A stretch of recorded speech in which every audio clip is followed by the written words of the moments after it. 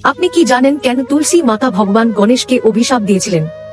আর কেনই বা গণেশ পূজায় তুলসী পাতা দিলে ভগবান গণেশ ক্রুদ্ধ হন? পদ্ম পুরাণের উত্তরাখণ্ডে 22 নম্বর অধ্যায়ে ও গণেশ পুরাণ অনুসারে একদিন ভগবান গণেশজি গঙ্গা তীরে কঠোর তপস্যা করছিলেন। সেই সময় তুলসী দেবী, যিনি ভগবান শিবের মহাভক্তা, সেখানে উপস্থিত হলেন। তিনি গণেশজির অপার তেজ দেখে মনে মনে তার প্রতি আকৃষ্ট হলেন এবং তাকে বিয়ে করার ইচ্ছা প্রকাশ করলেন।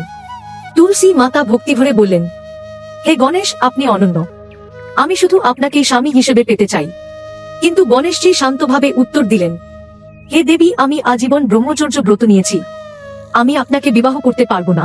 তারপর তুলসী মাতা বললেন, আমার মন যে আপনাকে সমর্পিত করেছি, আমার মনকে যে আমি ফেরত নিতে পারছি না।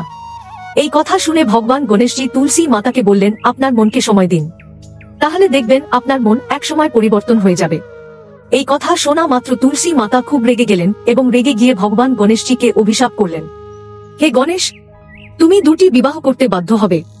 তখন গণেশজিও অসন্তুষ্ট হয়ে পাল্টা অভিশাপ দিলেন, হে তুলসী, তোমার স্থান সমস্ত দেবতার পূজায় শ্রেষ্ঠ হবে, কিন্তু আমার পূজায় তোমার পাতা কখনো গ্রহণ করা হবে না।